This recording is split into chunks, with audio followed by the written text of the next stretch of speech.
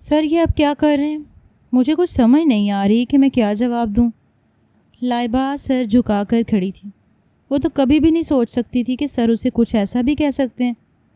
اس کے ہاتھ میں موجود فائل زمین پر گر چکی تھی جسے وہ جھک کر اٹھا رہی تھی، لیکن اسے یوں کرتا دیکھ کر تبریز دھیرے دھیرے چلتا اس کے پاس آیا، خود بھی اس کے پاس بیٹھ گیا اور اس کا ہاتھ پکڑ لیا۔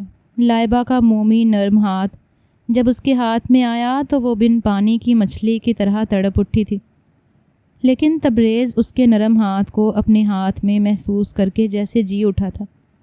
اس کا ہاتھ پکڑ کر کھڑا ہو گیا۔ لائبہ بھی سر جھکائے کھڑی تھی۔ اپنا ہاتھ وہ تبریز کے ہاتھوں سے چھڑوانا چاہتی تھی، لیکن تبریز تو پورے موڈ میں آ چکا تھا۔ کہنے لگا کہ کیوں گھبرا رہی ہو؟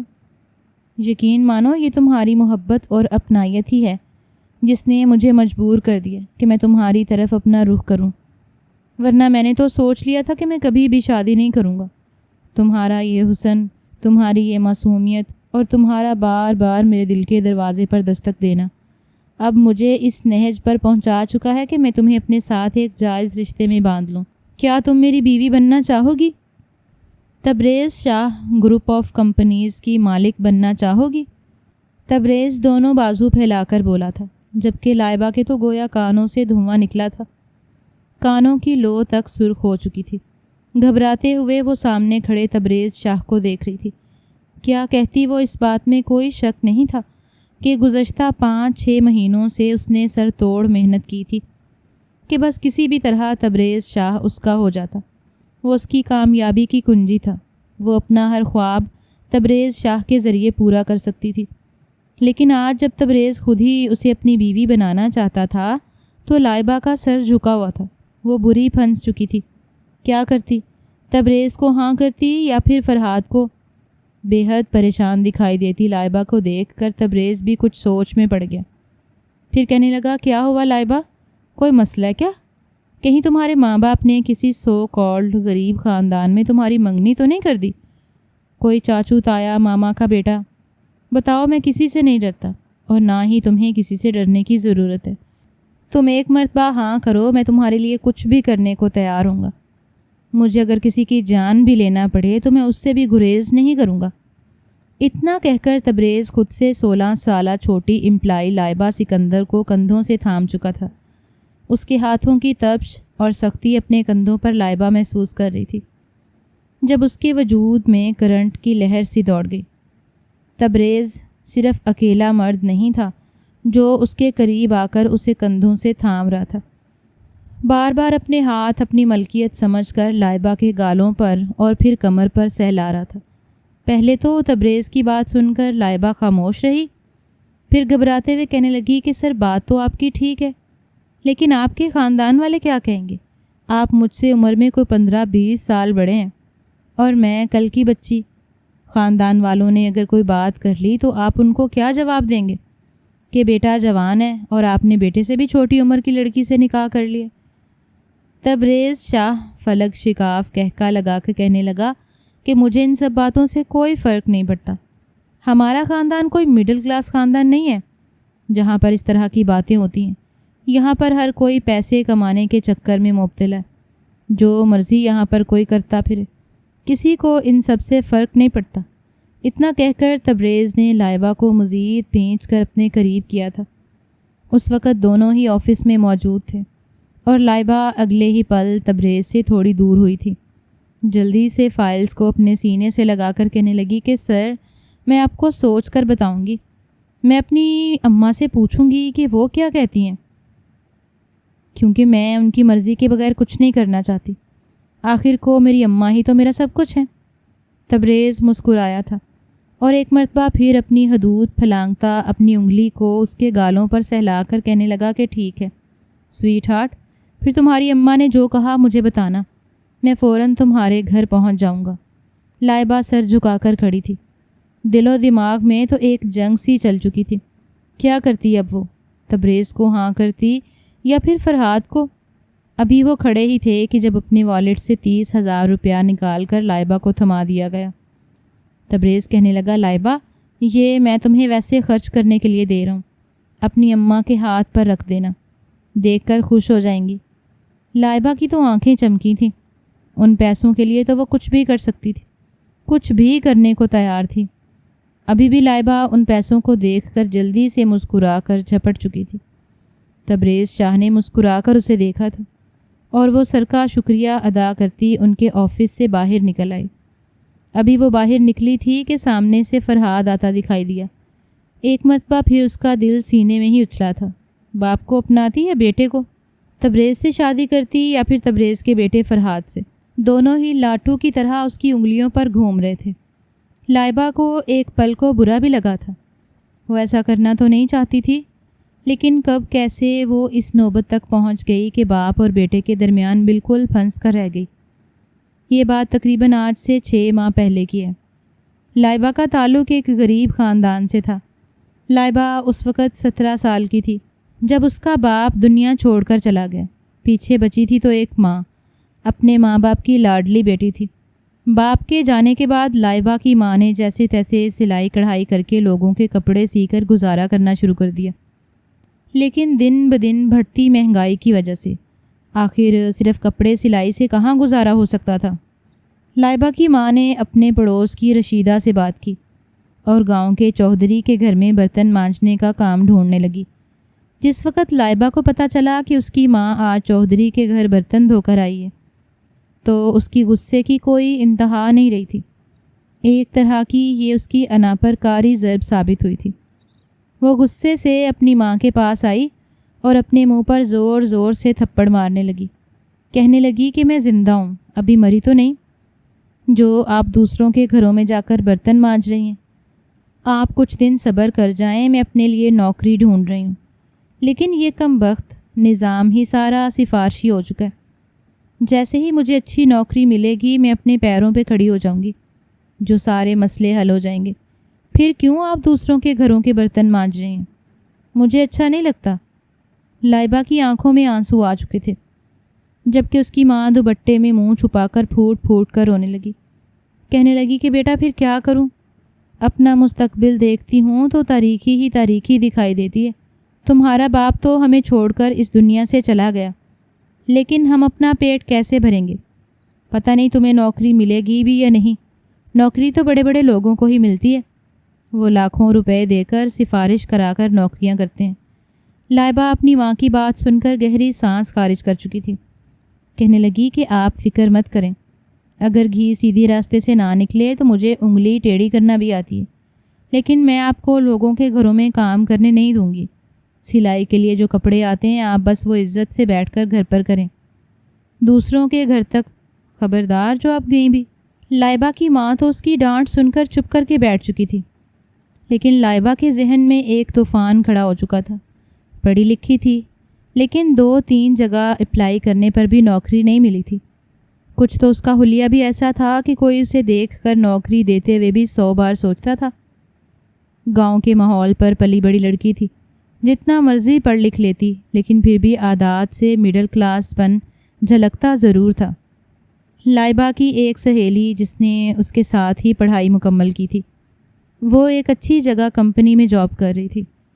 جب لائبہ کو کچھ نہ سوجھا، سیدھا اپنی سہیلی رمشا کو کال ملا دی۔ دوسری کال پر ہی کال اٹھائی جا چکی تھی۔ پہلے تو ادھر ادھر کی بات چیت کرتے رہے اور پھر لائبہ نے ایک گہری سانس خارج کی۔ اپنی سہیلی کو اپنے اس مسئلے کے بارے میں بتایا کہ جہاں بھی جاتی ہوں لوگ نوکری نہیں دیتے۔ تم بھی تو اسی گاؤں سے ہی شہر میں گئی ہو، اچھا کما رہی ہو، تمہارا اپنا ایک لائف سٹائل ہے، لیکن مجھے تو دیکھتے ہی صاف ریجیکٹ کا آپشن باس کو دکھائی دینے لگتا ہے۔ بتاؤ میں کروں تو کروں کیا؟ یہ بات سن کر لائبہ کی سہیلی مسکرائی تھی۔ کہنے لگی کہ میری جان تم نہیں سمجھو گی، یہ آج کل کی جو نوکریاں ہیں نا وہ ہم جیسی معصوم لڑکیوں کو اتنی آسانی سے نہیں ملتی۔ یہ سمجھو کہ جب تک انگلی ٹیڑھی نہ کریں تب تک گھی نہیں نکلتا۔ لائبہ اپنی سہیلی کی بات سمجھ نہ پائی تھی۔ جب رمشا اسے کہنے لگی کہ تم اپنا حلیہ ہی ذرا شہری لڑکیوں کی طرح بناؤ، اپنے چہرے پر ایک شاطرانہ مسکراہٹ رکھو، ایسی مسکراہٹ جسے دیکھ کر مرد کا دل بہل جائے، اسے کشش محسوس ہو اور اسے لگے کہ یہ لڑکی کبھی بھی ہمارے فائدے کے لیے استعمال ہو سکتی ہے، تبھی ملے گی نوکری۔ لائبہ نے جب یہ سنا تو اس کے کانوں سے دھواں نکلا تھا۔ کہنے لگی کہ ارے تم یہ کیا کہہ رہی ہو؟ کوئی شرم لحاظ ہے بھی کہ نہیں؟ میں بھلا کیسے ایسے کر سکتی ہوں؟ میں کیوں ان بڑے لوگوں کا دل بہلاتی پھروں گی؟ جواب میں رمشا یہی بولی تھی کہ دیکھ لو، تم کسی کا دل نہ بھی بہلاؤ لیکن سب کو یہ تو جتا سکتی ہو کہ تم ان کا دل بہلانے کے لیے یہاں پر آئی ہو، انہیں ایکسٹرا سروس دینے کے لیے بھی ہر وقت تیار رہوگی۔ رمشا کی بات سن کر لائبہ کے ہوش اٹھ چکے تھے۔ اس نے فون رکھ دیا۔ یہ کرنا اس کے لیے مشکل تھا لیکن پھر بھی نوکری کی خاطر وہ ضد میں آ چکی تھی۔ ایک اور جگہ اس نے جاب کے لیے اپلائی کیا ہوا تھا۔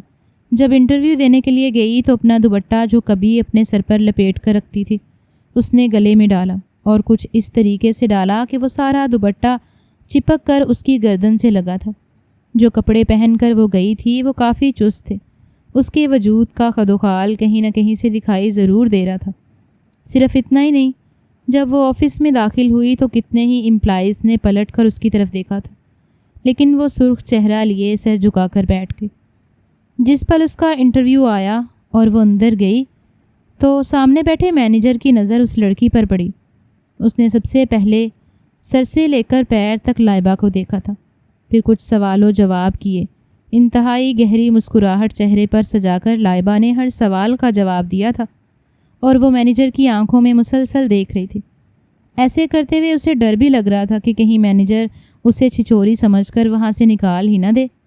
گھبراہٹ سی تھی، لیکن پھر کبھی وہ اپنے دانتوں سے اپنے لب کاٹ دیتی، کبھی چہرے پر مسکراہٹ سجا دیتی، کبھی اپنے بالوں کو اپنے کان کے پیچھے اڑستی، یعنی جس طرح ایک مرد کو لبھایا جا سکتا تھا۔ آج لائبہ یہ سب کچھ کر رہی تھی اور توقع کے مطابق وہ نوکری کے لیے سلیکٹ ہو چکی تھی۔ کل اسے اس کمپنی کے آنر تبریز شاہ سے ملنا تھا۔ تبریز شاہ کا نام تو اس نے بہت دفعہ سن رکھا تھا۔ ایک 45 سال کا شخص جو بالکل 25 سال کا نوجوان لگتا تھا۔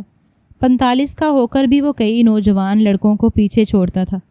لائبہ کو پہل تو شرم محسوس ہوئی تھی۔ برا لگا تھا کہ وہ پیسوں کے لالچ میں یہ سب کچھ کیا کر رہی ہے، لیکن جب اپنے گھر کے حالات دیکھتی، بھوک و افلاس دیکھتی تو اسے کچھ بھی برا نہیں لگتا تھا۔ وہ بے حیائی کے اس درجے پر پہنچ چکی تھی جہاں پر جا کر لڑکیاں یہ کہتی ہیں کہ صرف اپنے نظارے ہی تو کروانے ہیں، کون سا کسی کو قریب آنے دینا۔ خیر ہے، کوئی بات نہیں، اب آنکھیں ہیں تو لوگ دیکھیں گے تو صحیح، ہمیں تو مطلب بس اپنے کام نکلوانے سے یعنی پیسوں سے۔ یہی سوچ لائبہ کی بھی ہو چکی تھی۔ خوشی خوشی آ کر اپنی ماں کو بتایا کہ اماں میری نوکری لگ چکی ہے، کل سے مجھے روز آفس جانا ہوگا، میری تنخواہ 60,000 روپیہ ہوگی۔ لائبہ کی ماں نے شکرانے کے نفل ادا کیے تھے۔ لائبہ بھی بہت خوش تھی۔ اگلے روز ہی وہ خوشی خوشی آفس پہنچ چکی تھی۔ اس کی ملاقات آج تبریز شاہ سے ہونے والی تھی۔ جیسے ہی تبریز شاہ کے دفتر میں پہنچی تو تبریز شاہ کو اپنے سامنے دیکھ کر ایک پل کو لائبہ کا دل کو کچھ ہوا تھا۔ اس عمر میں بھی خود کو بالکل فٹ اور جوان رکھا ہوا تھا تبریز شاہ نے۔ دیکھنے میں تو کئی نوجوان لڑکیوں کو قائل کر رہا تھا۔ منہ میں سگار دبائے وہ دھوئیں کا مرغولا ہوا میں شامل کرتا، چہرے پر ایک گمبھیر مسکراہٹ سجائے کرسی پر بیٹھا تھا۔ مسکرا کر لائبہ کی طرف دیکھ کر کہنے لگا، یہ بیٹھیے۔ لائبہ تو ایک پل کو اس کے خیالوں میں کھو چکی تھی۔ کیا پرسنالٹی تھی اس کی، بالکل ناول میں کسی ہیرو جیسی۔ لائبہ کے دل کے تار چھڑے تھے۔ سوچنے لگی کہ کاش یہ شخص میری دسترس میں ہو سکتا، لیکن کم بخت، شادی شدہ بھی تو ہوگا، کموارہ تھوڑی ہوگا یہ سوچ کر لائبہ کے ارمانوں پر پانی پھرا تھا۔ وہ جلدی جلدی آ کر تبریز کے سامنے بیٹھ گئی۔ تبریز شاہ نے کچھ جنرل سوال کیے اور پھر وہاں پر ایک امپلائی کو بلا کر کہا کہ انہیں کام سمجھا دو۔ لائبہ مسکرا کر وہاں سے نکل آئی تھی۔ اتنا تو جان چکی تھی کہ تبریز شاہ انتہائی سنجیدہ اور سخت مزاج قسم کے اپنے اصولوں کے پکے ہیں۔ فی الحال تو اس کا سارا دھیان اپنی جاب کی طرف تھا۔ تبھی باتوں ہی باتوں میں ایک امپلائی سے اسے یہ پتہ چلا کہ تبریز سر کی بیوی کا انتقال ہو چکا ہے۔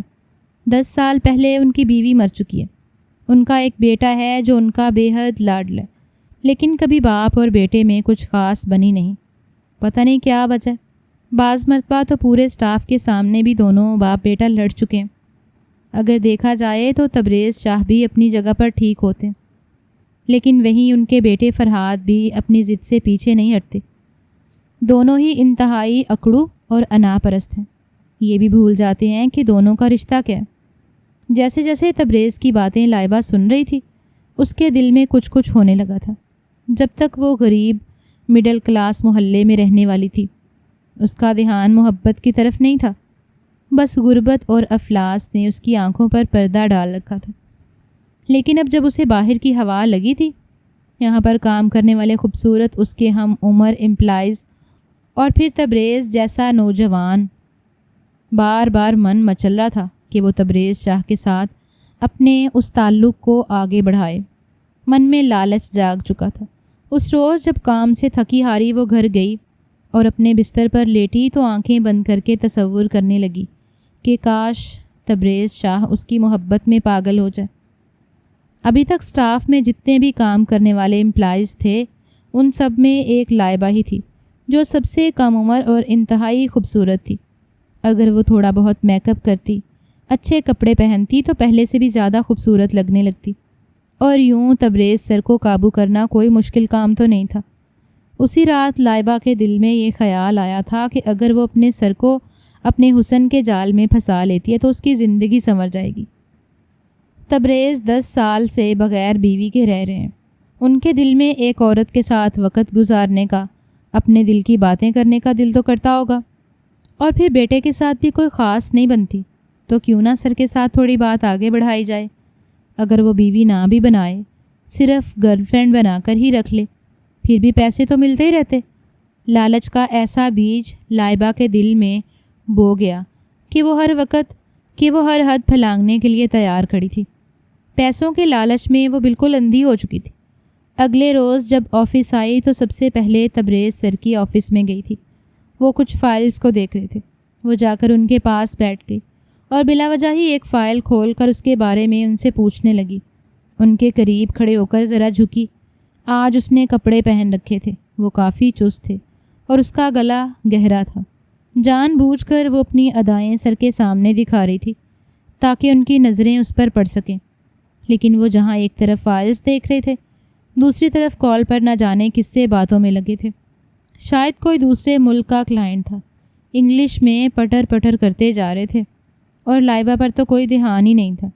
لائبہ نے پھر بھی ہار نہیں مانی تھی۔ اس شام جب آفس سے چھٹی ہوئی تو تیز بارش شروع ہو گئی۔ لائبہ نے مسکراتے ہوئے اس بارش کو اپنے مطلب کے لیے استعمال کرنے کا سوچا۔ جیسے ہی سر آفس سے نکلنے لگے تو وہ بھی نکل آئی۔ بارش کو دیکھ کر چہرے پر سنجیدگی اور دکھ سجا لیا۔ بار بار آس پاس دیکھنے لگی۔ جب تبریز کی نظر اپنے امپلائی پر پڑی تو وہ اس کے قریب آ گیا۔ کہنے لگا، کیا بات ہے؟ کیا گاڑی لینے نہیں آئی آپ کو؟ جواب میں لائبہ نے پھیکی سی مسکراہٹ اپنے چہرے پر سجائی تھی۔ کہنے لگی کہ ہم غریب لوگ ہیں، ہمارے لیے کون سی گاڑی آئے گی سر؟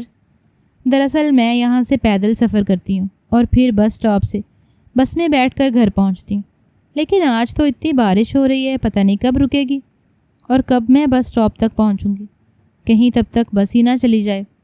جب تبریز نے اسے یوں پریشان دیکھا تو اپنی گھڑی پر وقت دیکھا۔ آج انہیں اپنے بیٹے کے ساتھ ایک فورن کلائنٹ کے ساتھ میٹنگ کے لیے جانا تھا، لیکن وہ لائبہ کو یوں چھوڑ کر بھی نہیں جا سکتے تھے، اس لیے کہنے لگے کہ آؤ میں تمہیں راستے میں ڈراپ کرتا جاؤں گا۔ لائبہ نے پہلے تو ذرا رسمی سے انداز میں منع کیا، لیکن پھر ان کے ساتھ ان کی گاڑی میں بیٹھ گئی۔ گاڑی میں بیٹھتے ہی جان بوجھ کر اپنے بھیگے ہوئے کپڑوں کو اپنے وجود سے دور کرنے لگی۔ تبریز شاہ کی نظر ایک مرتبہ اس پر پڑی تھی، لیکن اگلے پل نظریں پھیر چکا تھا۔ فرنٹ سیٹ پر لائبہ ان کے ساتھ ہی بیٹھی تھی۔ تقریباً 40 منٹ کا راستہ تھا، خاموشی سے تو کٹنا ہی نہیں تھا۔ تبریز شاہ باتوں ہی باتوں میں لائبہ سے اس کے خاندان کے بارے میں پوچھنے لگا اور لائبہ روتی اپنے باپ کی موت اور اپنی ماں کے دکھ سنانے لگی۔ تبریز سب کچھ سننے کے بعد اپنی جیب سے 20,000 روپے نکال کر لائبہ کو دے چکا تھا۔ لائبہ انکار کرنے لگی کہ نہیں سر، مجھے یہ پیسے نہیں چاہیے، آپ نے میرا اتنا احساس کر لیا، یہی کافی ہے۔ جبکہ دل ہی دل میں وہ تو یہ بھی کہہ رہی تھی کہ ابے ان 20,000 روپیوں سے کیا بنتا ہے، میں تو تم سے 20 کروڑ تک نکلواؤں گی، تمہاری جائیداد پر ایسے سانپ بن کر بیٹھوں گی کہ تمہیں اپنے لیے بالکل پاگل اور دیوانہ کر دوں گی، ذرا وقت آگے آنے تو دو۔ اندر ہی اندر جائیداد کا لالچ بڑھتا چلا جا رہا تھا۔ لائبہ نانا کرتے ہوئے بھی سر سے وہ پیسے رکھ چکی تھی، اور پھر اگلے ہی پل خود ہی سر کا ہاتھ پکڑ کر کہنے لگی کہ سر بہت اچھے ہیں آپ، اپنے امپلائیز کا بہت زیادہ خیال رکھتے ہیں، آپ کی بیوی تو بہت خوش نصیب ہے کہ انہیں آپ جیسا شوہر ملا۔ یہ بات جان بوجھ کر لائبہ نے کی تھی، جانتی تھی کہ ان کی بیوی وفات پا چکی ہے، لیکن نہ جانے کیوں وہ یہ بات کر کے سر کے منہ سے کیا سننا چاہتی تھی۔ پہلے جو سر تبریز کے چہرے پر ایک مسکراہٹ سی چھائی ہوئی تھی، لائبہ کے منہ سے یہ سن کر ان کے چہرے پر سنجیدگی چھائی تھی۔ اگلے ہی پل انتہائی سنجیدہ انداز میں کہنے لگے کہ میری وائف 10 سال پہلے ہی مجھے چھوڑ کر جا چکی۔ یہ سن کر لائبہ اگلے ہی پل وہ مصنوعی شرمندگی چہرے پر سجا کر کہنے لگی کہ او سوری سر، مجھے تو اس بات کا بالکل بھی اندازہ نہیں تھا۔ اللہ پاک ان کی مغفرت فرمائے، آپ کو بہت یاد آتی ہوگی نا اپنی بیوی کی۔ لیکن سر جھٹک کر سر تبریز طنزیہ مسکرائے، کہنے لگے کہ نہیں، وہ جب زندہ تھی تب بھی مجھے کچھ خاص بھاتی نہیں تھی۔ خیر تم چھوڑو ان باتوں کو، اٹس پرسنل میٹر۔ تم بتاؤ کہ آگے کہاں جانا ہے؟ لائبہ کے لیے اتنا جان لینا ہی کافی تھا۔ کہنے لگی کہ سر آپ کہاں ہمارے محلے کی تنگ گلیوں میں آتے رہیں گے، آپ مجھے یہیں پر پاس میں اتار دیجیے، آگے کا سفر میں خود طے کر لوں گی۔ سر تبریز یہ سن کر اگلے پل ہاں میں سر ہلا چکے تھے کہ ہاں ٹھیک ہے، اب تو بارش بھی کافی رک چکی ہے، تم آگے خود چلی جانا، مجھے ایک میٹنگ کے لیے بھی جانا ہے۔ لائبہ کا منہ بنا تھا، وہ تو سمجھ رہی تھی کہ سر تبریز فوراً سے کہیں گے کہ ٹھیک ہے میں تمہیں تمہارے گھر تک چھوڑ آؤں گا، لیکن انہوں نے تو بالکل ہی بے مروتی دکھا دی تھی۔ کچھ دیر بعد گاڑی ایک محلے کے شروع میں رکی تھی۔ لائبہ کچھ زیادہ وقت سر تبریز کے ساتھ گزارنا چاہتی تھی۔ گاڑی سے جیسے ہی اتری تو ساتھ ہی ڈرائیونگ سیٹ کی طرف آ کر جھکی اور سر کا شکریہ ادا کرنے لگی کہ آپ نے میرے لیے اتنا کیا۔ تبریز بھی چہرے پر ایک مسکراہٹ سجا کر اس پر نظر دوڑاتا ہوا کہنے لگا کہ ٹھیک ہے تم اب گھر جاؤ۔ لیکن جیسے ہی لائبہ پلٹی تو جان بوجھ کر کھڑے پانی سے سلپ ہو کر گرنے کے انداز میں پیچھے ہٹی۔ اگلے ہی پل دونوں بازو باہر نکال کر تبریز لائبہ کو تھام چکا تھا۔ انتہائی دبلی پتلی اور کمزور سی تو تھی۔ تبریز کے سخت ہاتھوں میں وہ کسی گڑیا کی مانند سما چکی تھی۔ تبریز کا لمس اپنی کمر پر محسوس کر کے لائبہ کا وجود میں تو ایک سرشاری سی اتری تھی۔ یہی تو چاہتی تھی وہ، کہنے لگی سر پلیز پکڑ لیں، میں گر جاؤں گی، سر مجھ سے کھڑا نہیں ہوا جا رہا۔ اتنا کہہ کر وہ اگلے ہی پل اپنے دونوں ہاتھوں سے سر کے بازوؤں کو تھام چکی تھی۔ تبریز بھی گاڑی سے نیچے اتر آیا تھا اور وہ اگلے ہی پل جان بوجھ کر اپنے پاؤں خشک زمین پر رکھنے کے بہانے سر تبریز کے سینے سے جا لگی تھی۔ جان بوجھ کر وہ ایسی حرکت کر چکی تھی تاکہ سر کے دل کے تاروں کو چھیڑ سکے۔ ایک ایسا مرد جو 10 سال سے اپنی بیوی سے الگ ہو، بھلا کیسے نہ اس کے دل میں ایک نوجوان لڑکی کو دیکھ کر کچھ ہوتا۔ تبریز بھی تھوڑا گھبرا سا گیا تھا، کہنے لگا کہ لڑکی دھیان سے چلو، تم تو اپنے محلے میں یوں جا رہی ہو جیسی پہلی مرتبہ ان راہوں سے گزر رہی ہو۔ پھر لائبہ تھوڑی سی ہچکچائی تھی، کہنے لگی سر دراصل میں پہلی مرتبہ ہی گھر سے کام کے لیے نکلی ہوں، جب تک ابا زندہ تھے گھر سے باہر جانے کی مکمل پابندی تھی۔ لائبہ تبریز کو چھوڑ کر چلی تو گئی تھی، لیکن بہت دیر تک تبریز کھڑا لائبہ کو دیکھتا رہا تھا۔ ہاں البتہ کبھی منہ سے بول کر اس نے لائبہ سے کسی بھی طرح کا اظہار نہیں کیا تھا۔ 5-6 مہینے تک تو لائبہ کے آگے پیچھے گھومتی رہی تاکہ کسی طرح اسے اپنے قابو میں کر سکے، لیکن سب کچھ بے سود جا رہا تھا۔ تبریز کو سب سے زیادہ فکر اپنے کام کی تھی۔ انہی دنوں فرحاد لندن سے واپس پاکستان آیا۔ فرحاد تبریز کا اکلوتا بیٹا تھا اور بزنس کے سلسلے میں ہی پچھلے 5 ماہ سے لندن میں تھا۔ جس پروجیکٹ کو لے کر فرحاد 5 ماہ سے لندن میں تھا وہ پروجیکٹ مکمل ہو چکا تھا۔ پروجیکٹ کے مکمل ہونے پر شاہ ویلا میں ایک بہت بڑی پارٹی رکھی گئی تھی۔ اس پارٹی میں سارے امپلائیز کو دعوت دی گئی تھی۔ لائبہ نے بھی لازمی جانا تھا۔ اس روز جب وہ گھر آئی تو جو پیسے تبریز نے اسے دیے تھے وہ اماں سے مانگنے لگی، کہنے لگی کہ اماں وہ 20,000 روپیہ دینا جو میں نے کل تجھے دیا تھا۔ اماں ویسے تو لائبہ کی بڑی آؤ بھگت کیا کرتی تھیں، لیکن جب اس نے دیے ہوئے پیسے مانگے تو اگلے پل اس کے ماتھے پر بل پڑ گئے۔ کہنے لگی کیا کرنے ہیں تو نے اتنے زیادہ پیسے، کوئی 1,000-2,000 مانگ تو بھی بات ہو، پورا 20,000 ہی مانگ رہی ہے، ایسی کیا ضرورت پڑ گئی تجھے؟ لائبہ کی اماں اس وقت ہانڈی میں چمچہ ہلا رہی تھیں، ساتھ منہ بسور کر کہنے لگیں تو لائبہ کے منہ پر بل پڑے تھے۔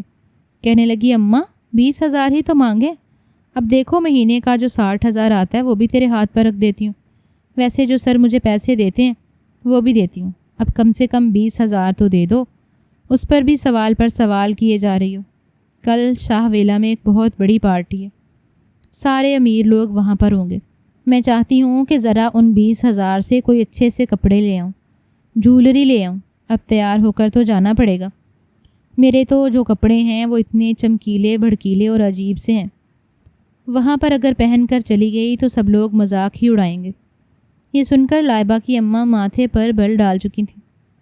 کہنے لگیں کہ اچھا 20,000 پورے مت لگا کے آنا، 5,000 روپیہ لے کے جا اور سستے بازار سے کوئی اچھا سا جوڑا دیکھ کر لے آ۔ اپنی ماں کی سوچ دیکھ کر تو لائبہ اپنا سر پکڑ کر رہ چکی تھی۔ وہ کہاں خواب دیکھ رہی تھی کہ اماں کو بڑے محلوں میں رکھے گی، لیکن اماں کی سوچ تو ایک کٹیا میں رہنے والی ہی تھی۔ وہ سر پکڑ کر بیٹھ گئی۔ 20,000 پورا اپنی اماں سے نکلوایا، پھر بھی جب اماں بار بار بات سنانے لگی تو اگلے ہی پل بولی کہ کیا تو نہیں چاہتی کہ تیری بیٹی کی شادی بڑے گھر میں ہو؟ ہمیشہ یہ چند ہزار کے نوٹ اپنے پلو میں چھپاتی رہے گی۔ جیسے ہی بیٹی کی بات ماں سمجھی تو ماں کی آنکھوں میں بھی چمک آئی۔ کہنے لگی کہ میں تو چاہتی ہوں کہ تو راج کرے، راج محلوں میں رہے۔ ارے کون ماں نہیں چاہتی کہ اس کی اولاد راج کرے؟ جا شاباش، یہ 10,000 روپیہ اور لے جا، اچھا سا جوڑا لے کر آنا، میک اپ لانا، میں تو کہتی ہوں کہ پارلر سے تیار ہو کر چلی جانا، یہ ریشمہ پارلر والی ہے نا، اس سے اچھا سا میک اپ کروا لینا۔ لائبہ تو اپنا سر پکڑ کر رہ چکی تھی۔ کہنے لگی کہ اس کے پاس جو تیار ہونا ہے اس سے اچھا میں گھر پر ہی تیار ہو جاؤں، وہ تو مجھے چڑیل بنا کر بھیجے گی۔ اماں کو ساتھ لے کر وہ بڑے بازار میں چلی گئی اور مہنگی دکان سے ریڈی میڈ سوٹ پسند کیا۔ 20,000 کا تو صرف وہ سوٹ تھا۔ اماں کا کلیجہ نکل کر گویا حلق تک آیا تھا، لیکن پھر بھی بولی کچھ نہیں تھی۔ میچنگ جولری، جوتے، سارے پیسے لگا کر وہ گھر آئی تھی۔ انتظار تھا تو بس اگلے دن کا۔ اگلے روز جب شام کو شاہ ویلا میں پارٹی رکھی گئی تو لائبہ ان کپڑوں میں کسی شہزادی سے کم نہیں لگ رہی تھی۔ پرپل کلر کی میکسی پہن رکھی تھی، بالوں کو کھول رکھا تھا، پھر میک اپ میں تو وہ کسی افسرہ سے کم نہیں لگ رہی تھی۔ جو بھی لائبہ کو دیکھ رہا تھا اپنی آنکھیں جھپکنا بھول چکا تھا۔ سر تبریز کی نظریں بھی ایک پل کو لائبہ پر ٹکی تھیں۔ ہاتھ میں مشروب کا گلاس اٹھائے وہ اس لڑکی کو پہلی مرتبہ باغور دیکھ رہے تھے۔ ہر ایک کی نظروں کا مرکز وہی تھی کہ جب وہاں پر اپنے دوستوں کے ساتھ فرحاد آیا تھا، جیسے ہی اس کی نظر لائبہ پر پڑی تو ایک پل کو آنکھیں جھپکنا بھول چکا تھا۔ لندن میں اس نے بہت حسن دیکھا تھا۔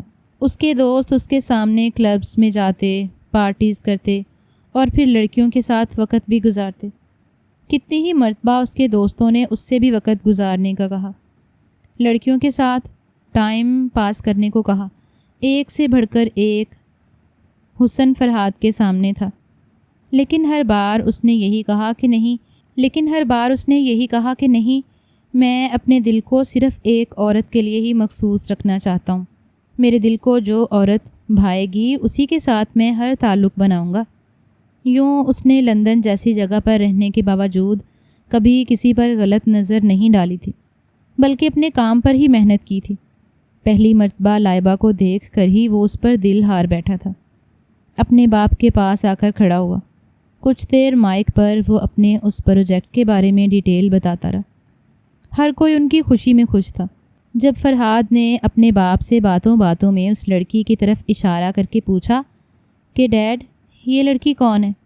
کیا ہمارے کسی کلائنٹ کی بیٹی ہے یا پھر کسی فیملی ممبر کی بیٹی ہے؟ میں نے تو آج سے پہلے اسے نہیں دیکھا۔ تبریز کی نظریں بھی اس پر لائبہ پر تھیں، جو ایک جانب کو لڑکیوں کے ساتھ کھڑی ہنس کر باتیں کر رہی تھی۔ بالکل بھی نہیں لگ رہا تھا کہ وہ کسی چھوٹے سے محلے کی رہنے والی لڑکی ہے۔ مسکرا کر تبریز اپنی آنکھوں میں ایک چمک لا کر کہنے لگا کہ یہ ہماری نئی امپلائی ہے، یہاں کوئی 4-5 مہینے ہوئے ہوں گے ان کو جوائن کیے ہوئے، بہت ہی محنتی لڑکی ہے۔ فرحاد نے جب یہ سنا تو اس کا دل سینے میں ہی اچھلا تھا، چہرے پر ایک مسکراہٹ پھیل چکی تھی۔ وہ سوچ چکا تھا کہ بس کچھ بھی ہو جائے اس لڑکی کو وہ اپنا بنا کر ہی چھوڑے گا۔ جس پر لائبہ نے پہلی مرتبہ فرحاد کو دیکھا تھا تو اس کے دل کے تار بھی چھڑ چکے تھے۔ اسے فرحاد سے زیادہ اس کی دولت میں دلچسپی تھی۔ ذہن میں یہ بات گردش کرنے لگی کہ لندن میں رہ کر اس نے بہت کچھ دیکھ رکھا ہوگا، تھوڑا فرینڈ قسم کا بھی ہوگا، گرل فرینڈز بھی اس نے کئی بنا رکھی ہوں گی۔ اگر سر تبریز کی جگہ ان کے بیٹے فرحاد کو میں پھنسانا شروع کر دوں اور اسے اپنے ساتھ شادی کرنے کے لیے آمادہ کر لوں تو کتنا اچھا ہوگا۔ لڑکا تو خود مختار ہے، اپنی مرضی کا مالک ہے، مجھ سے شادی کر لے گا تو میں اس گھر کی اکلوتی بہو بن جاؤں گی، سب کچھ میری مٹھی میں ہوگا۔ وہ ساری باتیں جو پہلے لائبہ سر تبریز پر رکھ کر سوچ رہی تھی، اب وہ سب کچھ فرحاد پر ٹرانسفر کر چکی تھی۔ اس دن تبریز کے دل میں لائبہ کے لیے کچھ جذبات بنپنے لگے تھے، اور لائبہ تبریز پر دھیان دینے کے بجائے فرحاد کو مسکراتا دیکھ کر اس سے مسکراہٹ اچھال رہی تھی۔ وہ دن اس فرحاد کی زندگی میں بہت کچھ تبدیلیاں لے کر آیا تھا، جبکہ لائبہ تو باپ اور بیٹے کے جذبات کے ساتھ فقط دولت کے لالچ میں کھیل رہی تھی۔ اس روز جب گھر گئی تو خوشی خوشی اپنی ماں کے گلے لگ گئی، چہکتے ہوئے کہنے لگی کہ اماں بہت جلد ہمارے دن بدلنے والے ہیں۔ ارے تم نہیں جانتی، وہاں پر ایک لڑکا سمجھو مجھے پسند کر ہی چکا ہے، بہت جلد تجھے بھی ایک محل نما گھر میں لے جاؤں گی، دونوں ماں بیٹیاں وہاں پر خوب راج کریں گی، سب کچھ تمہاری بیٹی کے ہاتھ میں ہوگا۔ یہ سن کر اس کی ماں بھی خوش تھی، کہنے لگی کہ اچھا کون ہے وہ لڑکا؟ کیا تیرے صاحب جی کا کوئی رشتہ دار ہے؟ اماں کی بات سن کر وہ ہنسی اور کہنے لگی کہ ارے کوئی رشتہ دار کیوں ہوگا، سر تبریز کا سگا بیٹا، تمہیں کیا لگتا ہے کہ وہ مجھے پسند نہیں کریں گے؟ ارے پسند تو کیا، سر کا بیٹا تو میرے لیے پوری طرح لگتا ہے پاگل ہی ہو چکا ہے۔ اب کل آفس جاؤں گی نا بالکل تتلی بن کر، تو دیکھنا کیسے پروانہ بن کر میرے آگے پیچھے گھومے گا۔ ماں بجائے بیٹی کو منع کرنے کے الٹا اس کھیل میں اس کا ساتھ دے رہی تھی، یہ کہہ رہی تھی کہ بیٹا دھیان رکھنا، کسی کو شک مت ہونے دینا، اور باقی اپنی جگہ دھیرے دھیرے ان کے دل میں بناتی جانا۔ لائبہ خوش تھی۔ اگلے روز جب آفس گئی تو وہاں پر فرحاد اور سر تبریز بھی موجود تھے۔ دونوں نے ہی جب لائبہ کو دیکھا تو چہرے پر مسکراہٹ پھیلی تھی، مگر لائبہ کا سارا دھیان تو اب فرحاد کی طرف ہو چکا تھا۔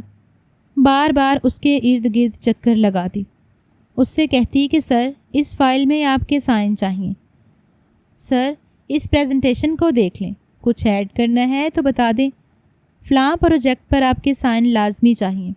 یوں کرتے کرتے وہ اپنی اداؤں سے فرحاد کا دل لبھانے لگی تھی۔ بہت جلد فرحاد کے دل میں بھی لائبہ کے لیے جگہ بن چکی تھی۔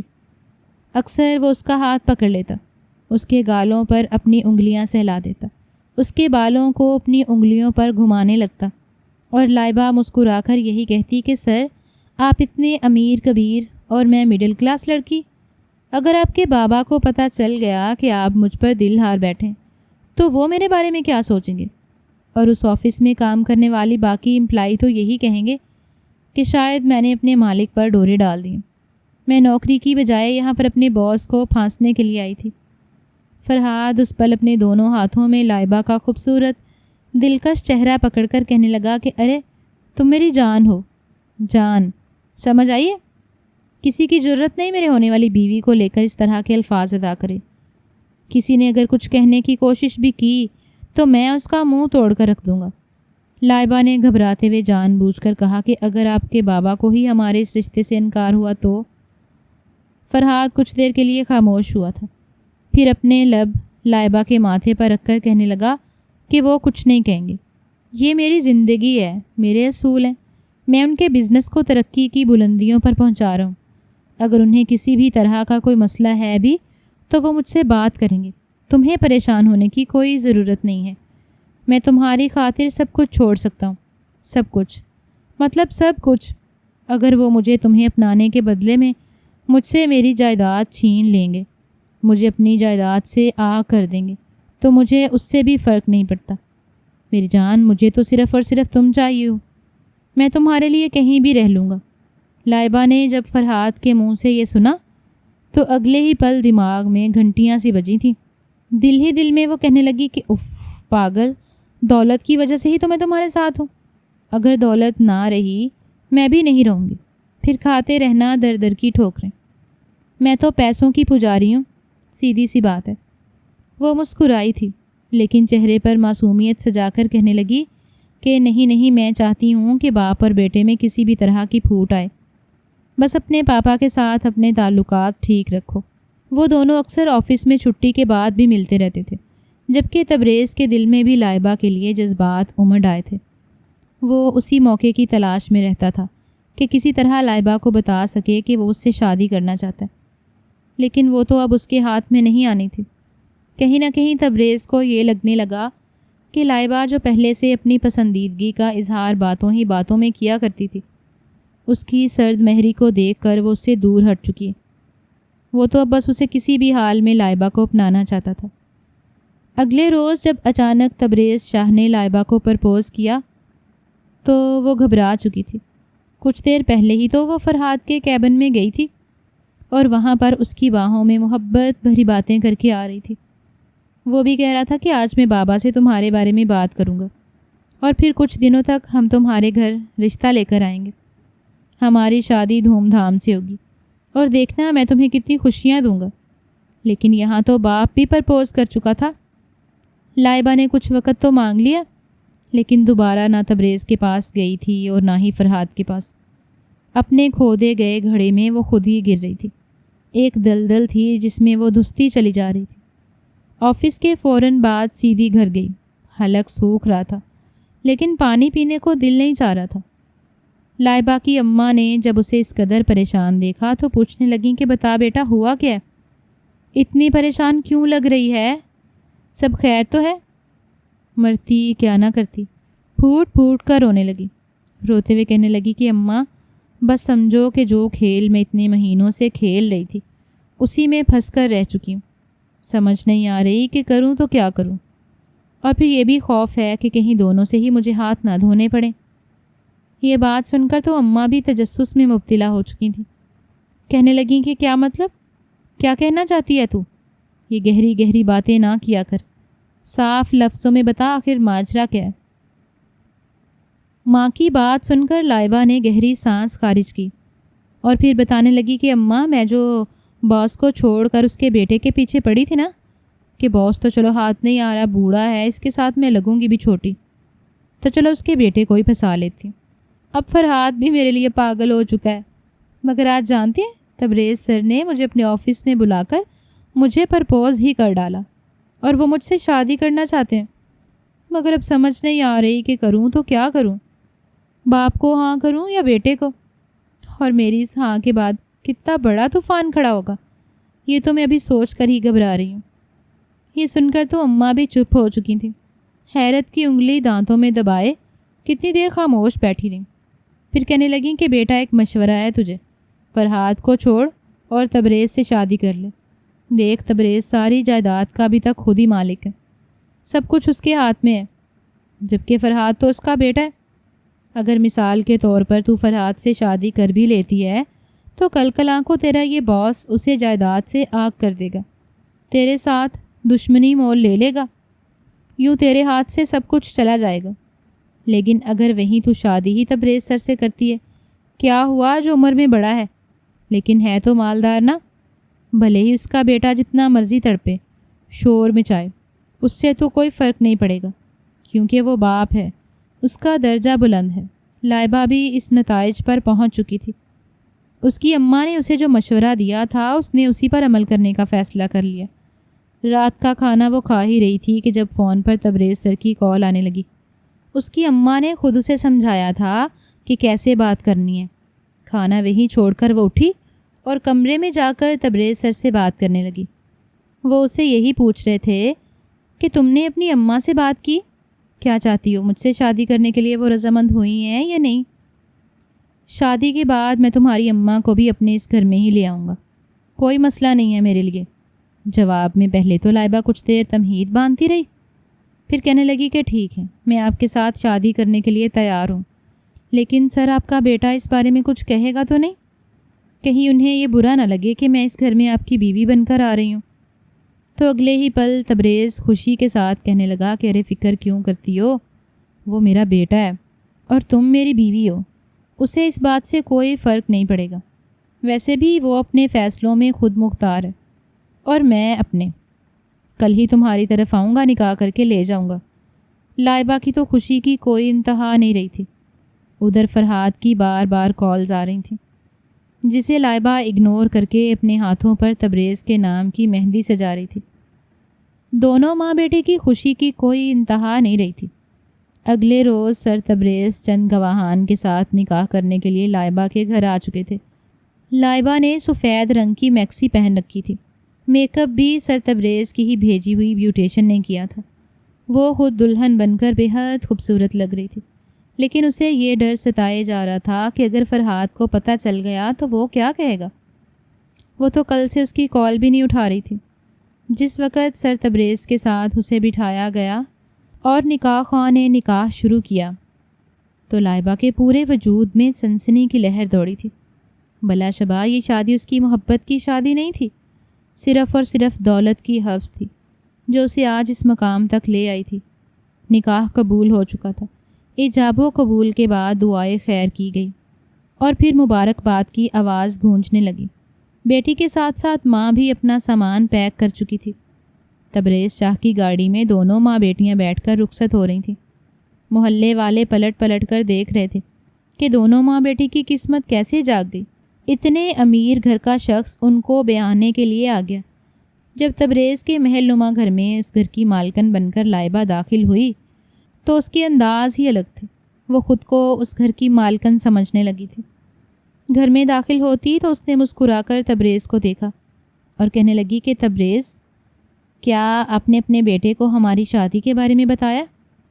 تبریز نظریں چرا گیا، کہنے لگا کہ نہیں، ابھی نہیں، اس سے تو میری ملاقات ہی نہیں ہوئی، ابھی بھی کسی میٹنگ میں مصروف ہے، آئے گا تو بتا دوں گا۔ تم چلو گھر کے ایک کمرے میں۔ لائبہ کی ماں کو رہنے کے لیے جگہ دے دی گئی تھی۔ وہ مخملی بیڈ، اے سی والا کمرہ اور اتنے لوازمات دیکھ کر خوش ہو رہی تھی۔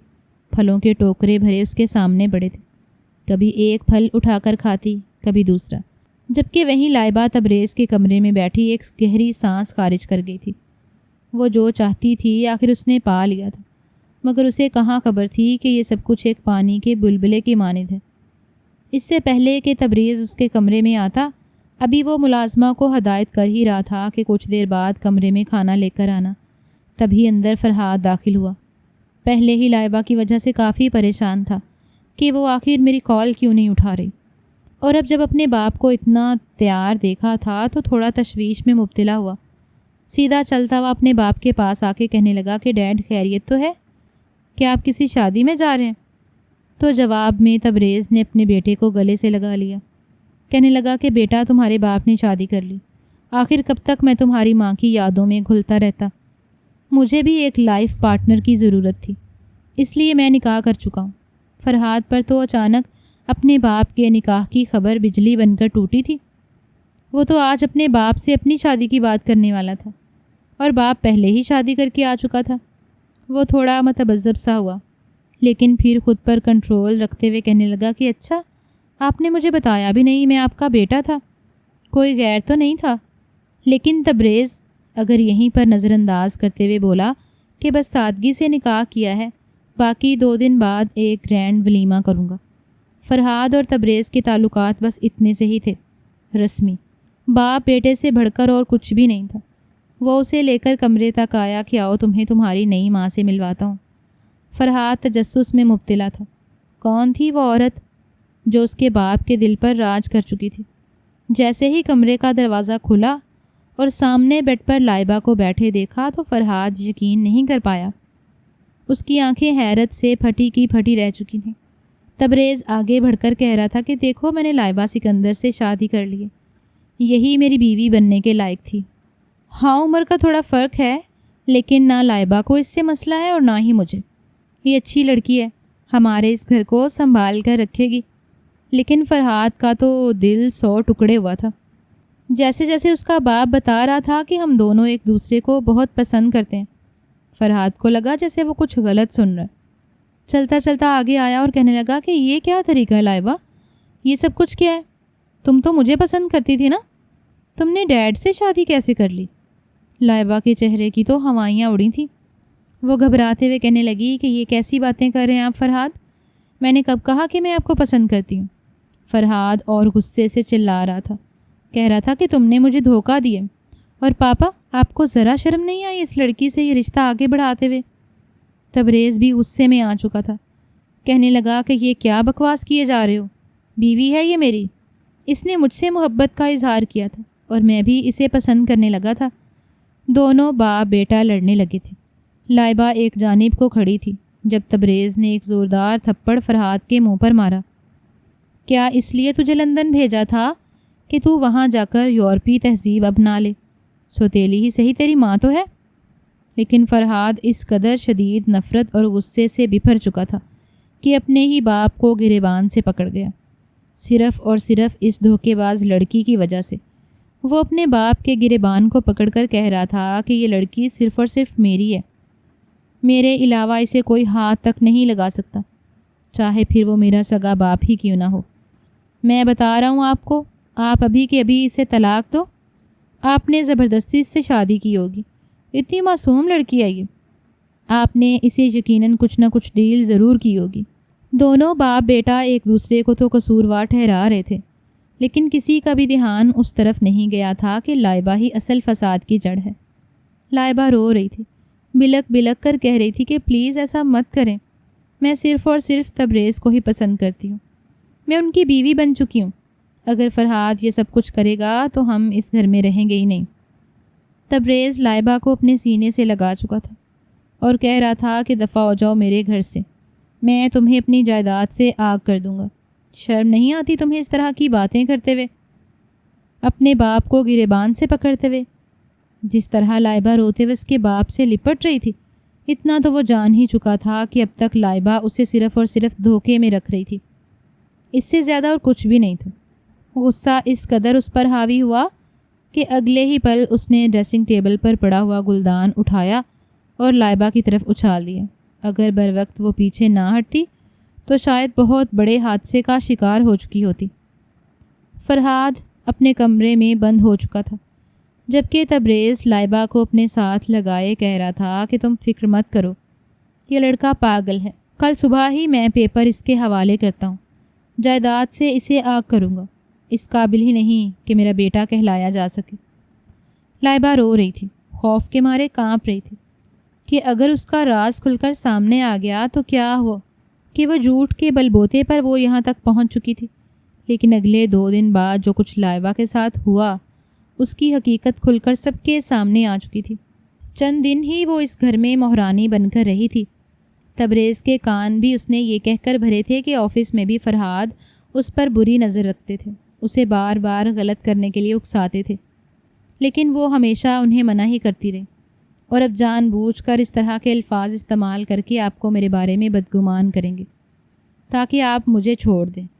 تبریز کو بالکل یقین نہیں آ رہا تھا، سب کچھ لائبہ اور اس کی ماں کے ہاتھ میں دے دیا کہ یہ گھر اب آپ دونوں کا ہی ہے، سنبھالیں اس کو، اس گھر کو ایک عورت ہی اچھے سے سنبھال سکتی ہے۔ اپنی پہلی بیوی کا سارا زیور لا کر لائبہ کے قدموں میں رکھ دیا۔ لائبہ اتنا زیادہ سونا اور ہیرے کے سیٹ دیکھ کر تو بالکل پاگل سی ہو چکی تھی، جبکہ فرحاد کے سامنے جب یہ پوری اصلیت آئی تو وہ سوچ چکا تھا کہ اس لڑکی کو ایسے نہیں چھوڑے گا۔ چند دن تک تو سب کچھ ٹھیک رہا، فرحاد گھر نہ لوٹا۔ لائبہ سمجھنے لگی کہ بس اب یہاں پر اسی کا راج ہے، وہ کبھی بھی واپس نہیں آئے گا۔ مگر ٹھیک 2 دن بعد جب تبریز واپس آیا تو چہرے پر سنجیدگی سجائی ہوئی تھی۔ کہنے لگا کہ لائبہ اپنا سامان پیک کرو، ہم اب اس گھر میں نہیں رہنے والے۔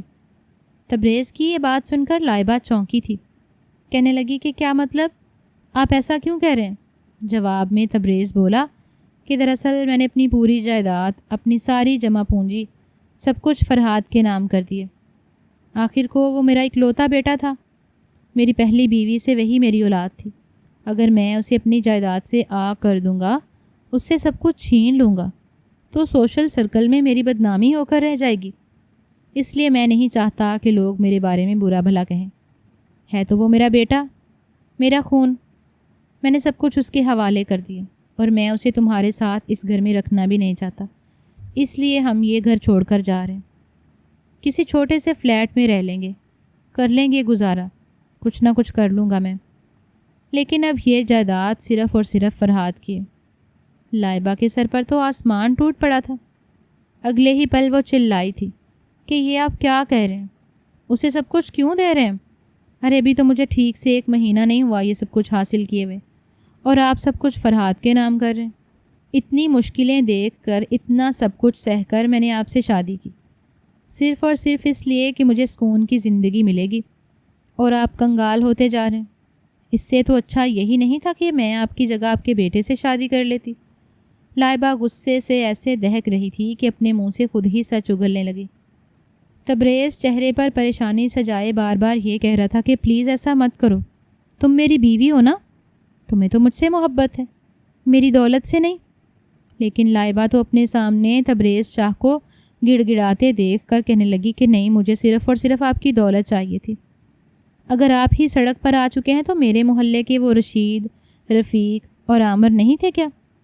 میں ان میں سے کسی سے شادی کر لیتی۔ اگر آپ کے پاس یہ جائیداد نہیں رہی تو میں آپ کی دسترس میں نہیں رہی۔ سنا آپ نے؟